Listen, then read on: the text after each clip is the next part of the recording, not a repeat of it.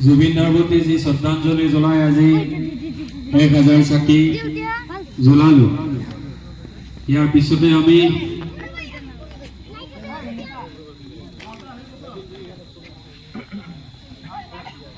এইবাৰ আমি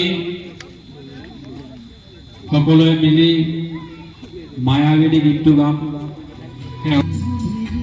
আজি আমি বঙাইগাঁও জিলাৰ অন্তৰ্গত চেংমাৰী চাৰিআলিত সকলো জাতি ধৰ্ম বৰ্ণ নিৰ্বিশেষে সকলো ৰাইজে একগোট হৈ জুবিন গাৰ্গৰ হত্যাকাণ্ড যি সংঘটিত হৈছে ছিংগাপুৰত, সেই হত্যাকাণ্ডৰ ন্যায় বিচাৰি চেংমাৰী চাৰিআলিত আমি সকলোৱে একগোট হৈ প্ৰতিবাদ সাব্যস্ত কৰোঁ।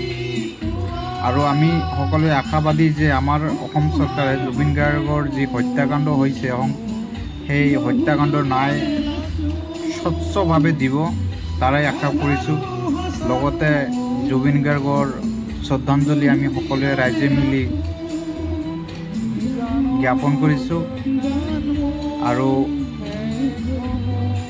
আমাৰ যি কণ্ঠশিল্পী জুবিন গাৰ্গ আমাৰ মাজত জীয়াই ৰাখিবলৈ আমি যথেষ্ট পৰিমাণে চেষ্টা কৰিছোঁ, যাতে আমাৰ সকলোৰে হৃদয়ৰ জুবিন গাৰ্গ আমাৰ মাজত সদায় থাকে।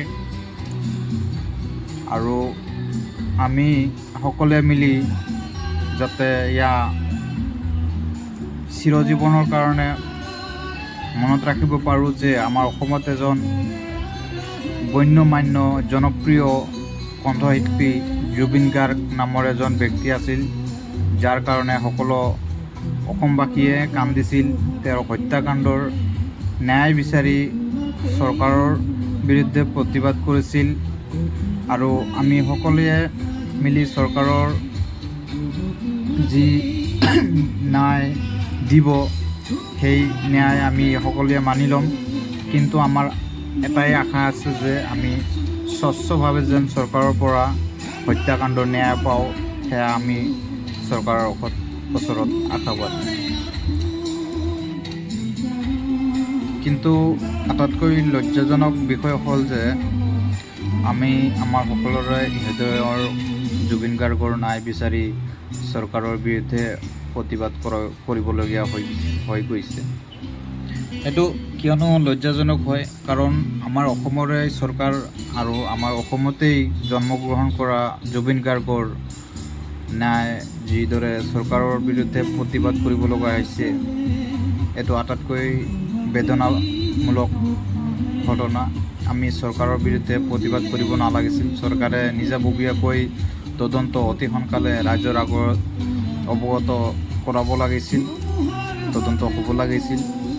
আমি যিহেতু অতি সোনকালে তদন্ত পোৱা নাই চৰকাৰৰ ফালৰ পৰা, নাজানো কেনেকুৱা কি ৰহস্য আছে গোপনীয়ভাৱে।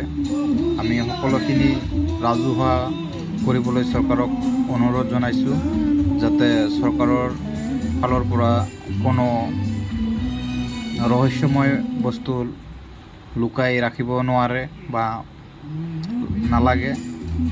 আৰু অতি সোনকালে আমি চৰকাৰৰ ওচৰত আহ্বান জনাইছোঁ যাতে জুবিন গাৰ্গৰ ন্যায় অতি সোনকালে ৰাজহুৱাভাৱে কৰি দিয়ে। আৰু যিসকলো হত্যাকাণ্ডৰ লগত জড়িত আছিল তেওঁলোকক আমি ফাঁচি দিবলৈ